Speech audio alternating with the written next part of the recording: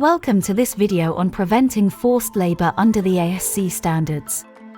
In this video, we'll explore what forced labor is and the ASC requirements to prevent and address it.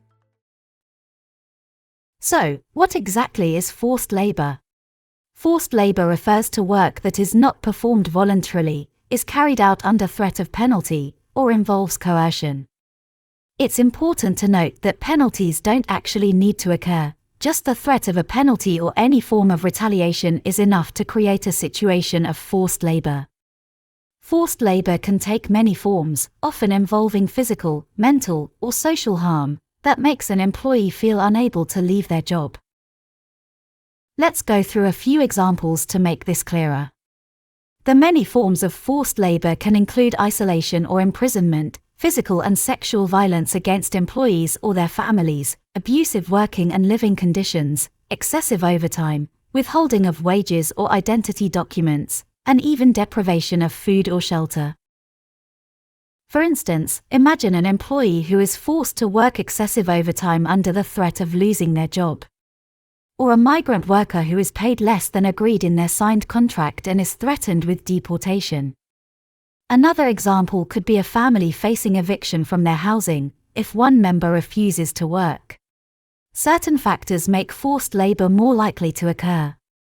The use of contract laborers, for example, can lead to less stable employment conditions and reduced oversight, making workers more vulnerable. The risk also increases in regions with high poverty, lower education levels, weak legal protections, and high demand for cheap labor. Vulnerable populations, such as migrants or minority groups, are particularly at risk. Forced labor must never occur, and the best way to ensure this is by putting strong preventive measures in place. Preventing forced labor starts with clear recruitment and employment processes, and with ensuring that employees fully understand and agree to their conditions of work. Recruitment agencies should be monitored closely to prevent exploitative practices. At the same time, some actions must be avoided. For example, don't keep original copies of employees' legal or identity documents, withhold wages, or charge employees fees for recruitment or any related processes, as these can create conditions that restrict a person's freedom to leave their job. Employees should always have the freedom to leave the worksite at the end of their shift, or to terminate their employment if they wish.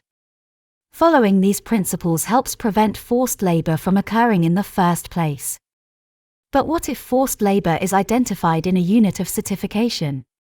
The first step is to take immediate action to ensure the safety and privacy of affected employees. This may mean removing them from the situation and, if necessary, providing medical or other care. Once immediate concerns have been addressed, a remediation plan must be developed and implemented. This could involve restoring the employee's original job terms, providing compensation for lost wages or harm suffered, or arranging for a safe return to their home country if necessary.